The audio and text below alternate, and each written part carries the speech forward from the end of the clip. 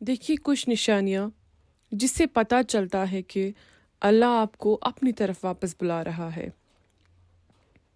वो चीज़ें जो कभी आपको पुरजोश करती थी, अब खाली महसूस होती है। आपका दिल अब तवज्जो बँटने से मुतमईन नहीं है। सूरह राअद की आयत नंबर 28 में अल्लाह रब्बुल इज़्ज़त इरशाद फरमाता है कि बेशक अल्लाह के ज़िक्र से दिलों को सुकून मिलता है। वो तकलीफ़ ये एक दावत है। इससे पहले आप आराम से गुनाह करते थे, कोई पछतावा नहीं। अब आपको गुनाह बाहरी महसूस होता है, शर्मिंदगी और नदामत महसूस होती है।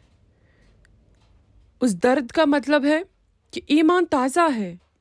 ये जो आप दर्द महसूस कर रहे हैं, इसका मतलब है कि ईमान अभी जिंदा है। और इब्न माजा की हदीस मुबारका है, नबी करीम सल्लल्लाहु अलैहि वसल्लम फरमाते हैं कि नदामत तौबा है। अल्लाह ने आपको नहीं छोड़ा, वो आपको नरम कर रहा है। आप सजदे में अचानक रो पड़ते हैं, आप अंधेरे में सरगोशी करते हैं, आप उसके लिए बेचैन महसूस करते हैं, मगर अल्लाह रब्बुल इज़्ज़त इरशाद फरमाता है कि मुझे पुकारो, मैं तुम्हें जवाब दूंगा। अल्लाह ताला चाहता है कि आप उससे मांगे, क्योंकि वो आपको अता करना चाहता है। देखिए, वो आपकी ज़िंदगी से कुछ लोगों को हटा देता है, दोस्तियाँ ख़त्म हो जाती है, कुछ दरवाजे बंद हो जाते हैं, आप खुद को अकेला महसूस करते हैं। लेकिन अल्लाह रब्बुल इज़्ज़त इरशाद फरमाता है, सूरह बकरा की आयत नंबर 216, अल्लाह रब्बुल इज़्ज़त इरशाद फरमाता है, मुमकिन है कि तुम किसी चीज़ को नापसंद करते हो जबकि वो तुम्हारे लिए बेहतर हो। तो कभी कभी तन्हाई तहफ़्फ़ुज़ होती है।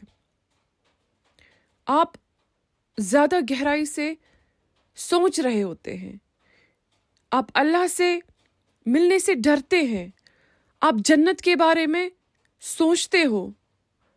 तिरमिज़ी की हदीस मुबारका है, नबी करीम सल्लल्लाहु अलैहि वसल्लम फरमाता है कि लज्जतों को ख़त्म करने वाले मौत को कसरत से याद करो। तो ये बेदारी है।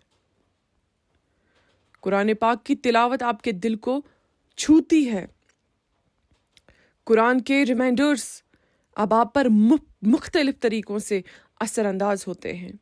अब जन्नत और तौबा के बारे में रिसर्च करते हैं, अब सर्च करते हैं, उसके बारे में पोस्टर्स महफूज करते हैं। ये रहनुमाई आपको वापस अल्लाह की तरफ खींच रही है। जिंदगी बारी हो जाती है, आजमाइशें तेज हो जाती है, आपकी आजमाइश और इम्तिहानों में इजाफा होता है।